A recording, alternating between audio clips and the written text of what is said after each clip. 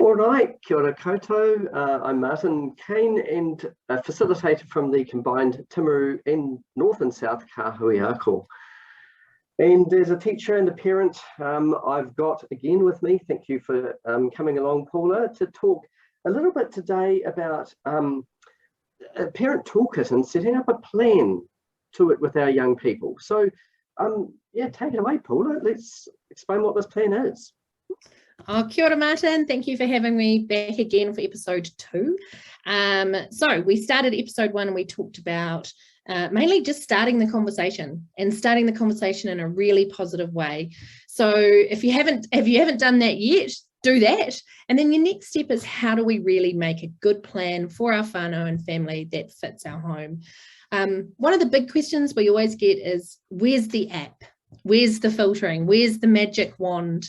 And for a limited amount of time, especially when we have really young people and we're starting the online journey, we do have a magic wand. It's called Switched On Safety. There's going to be an image of it shared along with this interview, and it's free. So it's a filtering service that you can put on any device, and it just stops most of the greeblies, if you want to call them. But the problem with any filtering is, once a young person is motivated enough, they can work a way around it. So it's a really good start, really safe start. Switched On Safety through N4L is available as pretty much on all New Zealand schools, and then it was made free during the first lockdown to families. So it's sitting there. It's a really easy one.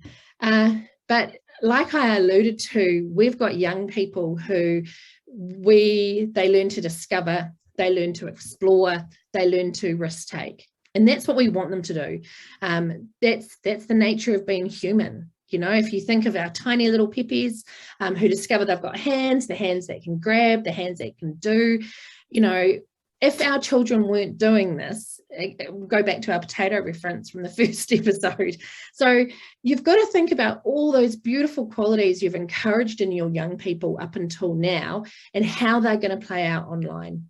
So just consider that. If you've got a really sassy, quirky, curious human, that is going to transfer to being online. And you can't suddenly squish that, because you still want them to be that in real life, but through their learning journey. So first thing, switch on your filtering. Good, easy start. If you're watching this as a parent of a teenager, probably not a good, easy start, because as quick as you Google how to put it on there, they're going to Google how to take it off.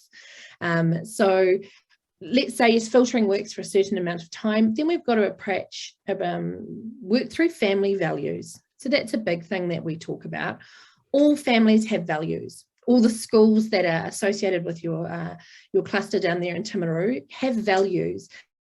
And our young people know them. Whether you sit down and articulate them regularly as a family, you've got them. And they might be through your culture, they might be through your religion, they might be through your farming community, but your children inherently know these values.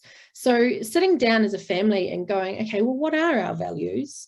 And how does online suit our values and not the other way around? So as a family, we really value being outdoors. We really value courtesy. We really value healthy eating. We really value our sleep. We know everyone in this house, if we don't get our sleep, we start getting grumpy. So then if we're going to bring the online world into our world, how does that complement our values? How does that work with our values? And that's a really different conversation too. Here's a device. These are your rules. Follow them. Yeah. And so as far as, and I made that mistake with my young person, but, 7 years ago now, and she would have, given away her firstborn child to get online. She would have signed anything. So put on a filter and then start the conversation with your family values. What does it look like? Can you recover if you've missed that conversation? Can you have that conversation now? I mean, I'm the same, I guess, with my eldest is, maybe throw a computer at them because that's what people did back then. Well, that's my excuse.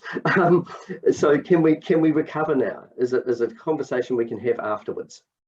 100%. 100%.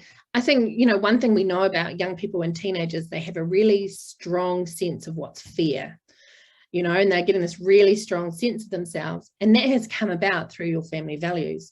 So sitting down and going, hey, actually, I'm just looking at how we use devices in this house and what we really love and enjoy about this house. I'm thinking we need to make some changes. And it's, you didn't get to critical point of internet use overnight. You're not going to pull it back overnight either.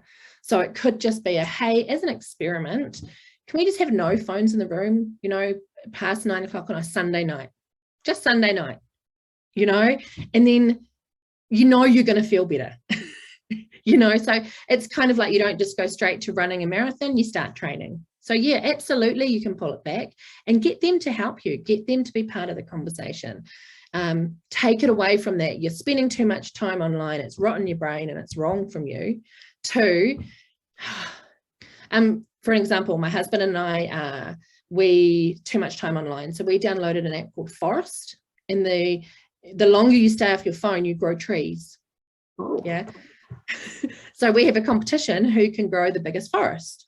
Yeah. And then the person who's got the smallest forest buys the drinks at the end of the week.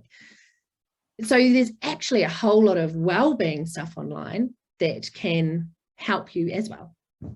And I guess like any sort of positive reinforcement, you can always say, look, if you manage to keep your online time less than so much, or manage to keep that phone out of your room for the entire week, there can be that little incremental reward, that you can Absolutely. Run. Absolutely. Yeah.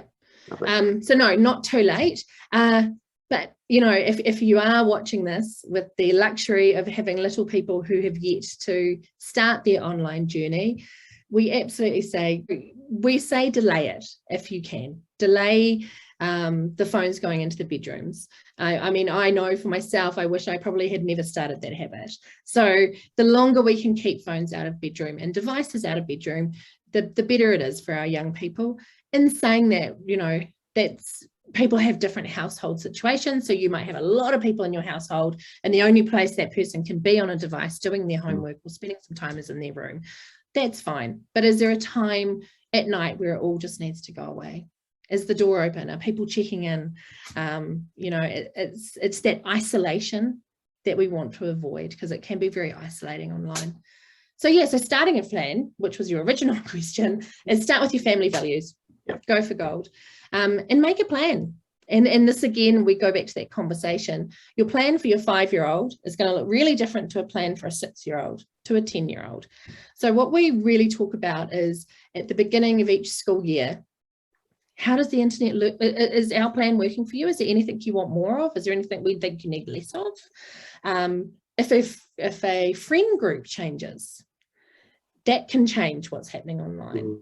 Once they get their first partner, that might be time for another conversation. If there's a separation in the family, that's another conversation.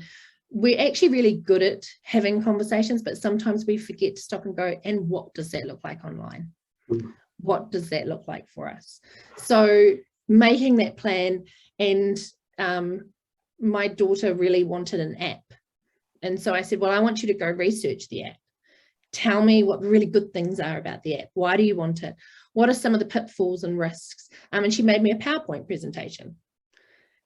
So, and we did it all. And I said, okay, well, you can have it for 24 hours. And then let's just sit down. Tell me what you saw and really liked. Tell me what you saw and freaked you out. Tell me what might be a risk we might have to talk about later. And so just really making that plan. And it's, again, always talking about it. How was your day at school? How was rugby? How was netball? How's online? How's so-and-so you were worried about her last week? Have you seen anything that freaks you out? So just bringing those conversations in as well. And just one more thing, if you're making a plan, are you going to be writing this down at all? Is it going to become a contract between you and the young person, or is it just the informal relationship that you're going to have with your child? I think that it's really good to have it written down.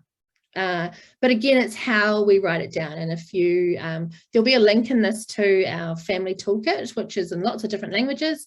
And actually in the family toolkit, there is there's a family treaty in there. There's a family agreement. So, and it goes through everything I'm talking about, your values, your things like that. So it can just be bringing that out and going, right, so where are we at this? Is it working for you? Is it not? Are you finding yourself being a bit sneaky because you want more? What is it you want more of? You know, and going back to that conversation, they're going to risk take, they're going to push boundaries. Make that normal. Make that a normal conversation. 1/3 of our young people will not talk to anyone when something goes wrong online. And what we do know is it's the fear of the device being taken away. And then there's also shame, you know, because I've had the conversation, they've been told not to do something, they do something, it goes bad, and they don't want to get in trouble. So that's a big thing around keeping our children safe online. So making sure it isn't a contract that has a huge consequence on it. It's an agreement that has, if something goes wrong, my first thing I want to talk to you about is safety. Are you safe? Are you okay? How do we mitigate risk? And yeah, part of the agreement might be if you've been a bit silly on one certain app, we might just take that app off your device for a certain amount of time. But you're not going to lose your device. You're not going to lose all those other things you're doing beautifully on that device. You know, if a kid has a punch up in a football game, you don't stop them playing football forever. Yeah, no, that makes absolute sense. And you know, even having that written down, so when you're in the moment as a parent of an immense fear and frustration, oh heavens, you know, my young person's just been you know, contacted online by the person who, you know, I didn't want, you can at least calm down, I suppose, read what you decided you were going to do, which was just to calm it, take that deep breath that you talk about quite a bit, Paula. And not overreact. Look, that's wonderful. Absolutely. Paula, thank you so much for your time today. I think in episode 3 next week, we'll be looking at some other things, you know, the inappropriate contact, privacy, all those sorts of things. So we'll get into those. Great. Nice to see you. Bye-bye. Thank you.